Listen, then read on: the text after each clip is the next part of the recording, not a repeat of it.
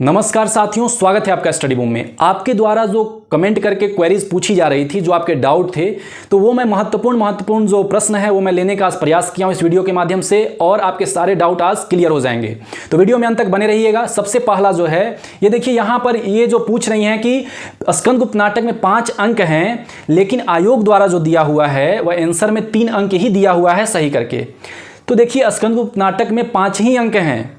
5वें अंक में विजया जो है वो आत्महत्या कर लेती है, और हो सकता है कि आयोग में जो बैठे हुए लोग हैं, जो आंसर की जारी कर रहे हैं, उनको सदमा लग गया हो कि विजया ने आत्महत्या कर लिया इस अंक में, और चौथे 5वें अंक को बिल्कुल साइड कर दिया और 3 अंक दे दिया, उसमें आंसर की जारी कर दिया।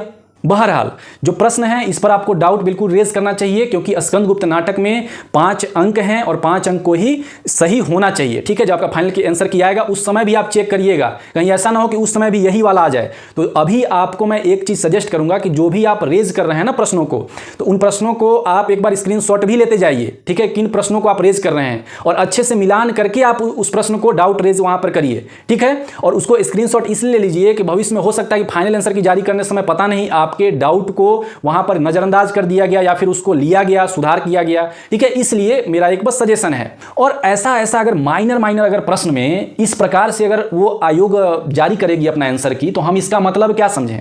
मतलब क्या वो एक व्यक्ति, एक जो टीचर होगा वो ऐसा आंसर की जारी कर रहा है? आखिर आंसर की जारी कौन कर रहा है कि इनको समझ में नहीं आ रहा है कि ये सिंपल प्रश्न को गलत पहले देंगे, उसके बाद फाइनल आंसर की में वो सही देंगे? ये मतलब ये बात क्या हुआ, समझ में नहीं आया हमको, पता नहीं, शायद आपको समझ में आ रहा हो। तो ऐसे जो माइनर जो प्रश्न है ना, बिल्कुल इजी टाइप के प्रश्न है, उसमें तो आयोग को बिल्कुल अपना आंख ना खोल के और बिल्कुल सही तरीके से उसका आंसर की जारी करना चाहिए था। ठीक है, पहला मेरा आयोग को भी ये सजेशन है। देखिए, दूसरा जो यहाँ प्रश्न इन्होंने पूछा है कि ये जो सिविल डिसोबीडियंस मूवमेंट को लेकर, ठीक है, तो वो अहमदाबाद के साबरमती से ही स्टार्ट हुआ था, और जो दांडी नामक गांव था तो उस तट पे जाके, गुजरात का जो तट है, तो वहां पर जाके उन्होंने नमक बनाकर और कानून तोड़ा था। तो जो साबरमती दिया हुआ होगा तो ये आपका ठीक है। नेक्स्ट जो प्रश्न है यहाँ पर देखिए कि आंसर की को चैलेंज करने के लिए क्या पेमेंट भी करना होगा? देखिए, अभी तो पेमेंट आपको नहीं करना पड़ेगा। जब आपका रिजल्ट आ जाएगा तो रिजल्ट आने के 7 दिनों के भीतर जब आपको पुनर्मूल्यांकन करवाना होगा, अगर आप चाहते हैं तो उसमें 500 रुपये आपको फी लगेगा, और उस समय आपको पैसा देना पड़ेगा। अभी तो जहां तक मैं देख पा रहा हूं कि इसमें आपको ऑब्जेक्शन करने के लिए पैसा नहीं लग रहा है। नेक्स्ट जो बहुत महत्वपूर्ण प्रश्न है, जो बार बार स्टूडेंट पूछते हैं, खासकर बाहर के जो स्टूडेंट है, झारखंड से जो बाहर के स्टूडेंट्स हैं, वो ये बार बार पूछते हैं कि हम लोग का कितना सीट पर हम लोग फाइट कर रहे हैं और कितना सीट हम लोगों के लिए है। तो मैं आपको एक चीज बता दूं कि यहां पर देखिए 50% का पहले रिजर्वेशन था, SC ST OBC अगर मिलाकर 50%। जब EWS लागू हुआ तो 10% का रिजर्वेशन और बढ़ गया। ठीक है, तो टोटल मिलाकर 60% का रिजर्वेशन हो गया। तो 60% रिजर्व रहेगा झारखंड के मूल निवासियों के लिए, जो यहाँ के लोग हैं, SC ST OBC EWS के लोग हैं, उनके लिए ये सीट रिजर्व हो गया। ठीक है, तो उसके बाद बचा जो 40 सीट है, तो आप जब फॉर्म भर रहे होंगे तो फॉर्म में आपने ऑप्शन चुना होगा, ये UR या फिर GEN जनरल, ये लिखा हुआ आपने ऑप्शन चूज किया था कि नहीं किया था? चाहे कोई भी कैटेगरी से आप बिलोंग करते हो, क्योंकि अदर स्टेट आप जैसे ही टिक किए होंगे तो आपको यही ऑप्शन मिला होगा। तो जब जनरल में जब आप भरे हैं तो पहली बात कि आप एडवर्टाइजमेंट निकालिए वहां पे, और आप जिस सब्जेक्ट में भरे हैं फॉर्म, ठीक है, उस सब्जेक्ट में निकालिए कि UR का सीट कितना है। जितना भी सीट होगा उतने सीट पे आप फाइट कर रहे हैं, चाहे उसमें झारखंड के जनरल कैंडिडेट्स हों, चाहे बाहर के जनरल, ऑल ओवर इंडिया के जनरल कैंडिडेट्स हों। जो भी इस कैटेगरी में भरा है और इस कैटेगरी में जितना सीट है वो टोटल उस सीट पे फाइट कर रहा है। अब आप लोग सारे लोगों का ये डाउट क्लियर हो गया होगा। आप लोग ये प्रश्न बार बार पूछते हैं। नेक्स्ट प्रश्न देखिए, रीचेकिंग के बारे में पूछ रहे हैं कि रीचेकिंग का क्या प्रोसेस है। तो अभी आप लोग इंतजार करिए, अभी तो बहुत समय लगने वाला है। जब रिजल्ट आ जाएगा तो रिजल्ट आने के 7 दिनों के भीतर आपका वो प्रोसीजर शुरू होगा, जिसमें 500 रुपये आप देके और रीचेक अपना करवा सकते हैं, पुनर्मूल्यांकन करवा सकते हैं। देखिए, नेक्स्ट जो सबसे महत्वपूर्ण जो प्रश्न है कि क्या जो क्लेम करेंगे उन्हीं को मार्क्स मिलेगा या फिर सभी को मार्क्स मिलेगा?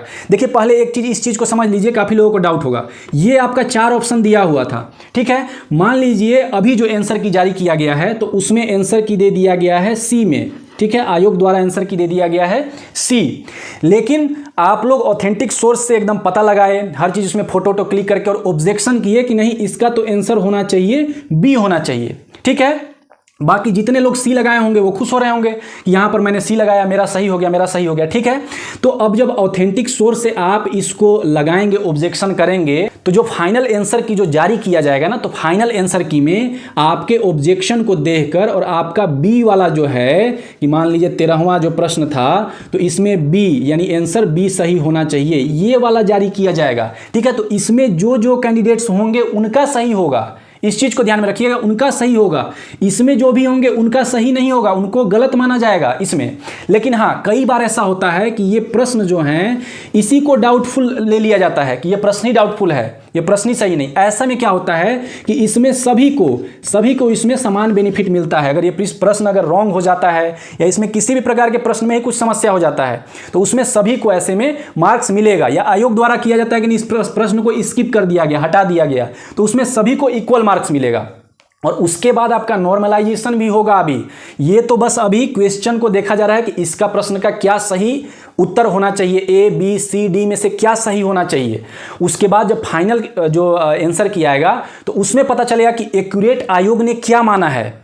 इसीलिए जब आप ऑब्जेक्शन लगा रहे हैं तो उसका स्क्रीनशॉट भी रखिएगा। पता चला कि आप ऑब्जेक्शन तो लगा दिए लेकिन फाइनल आंसर की में यही सी वाला ही दे दिया है, यही दे दिया है, फिर फायदा क्या हुआ आपका। तो स्क्रीनशॉट रखिएगा, तभी तो आप बाद में बोल सकते हैं ना कि नहीं हम तो ये देखिए हमारे पास ऑथेंटिक सोर्स है, हम यहाँ पर क्लेम भी किए थे। देखिए नेक्स्ट जो प्रश्न है यहाँ पर 150 में से इनको 145 ही प्रश्न शो हो रहा है उस दिन का, बाकी जो 5 जो प्रश्न दिए हुए हैं वो अगले दिन का शो हो रहा है।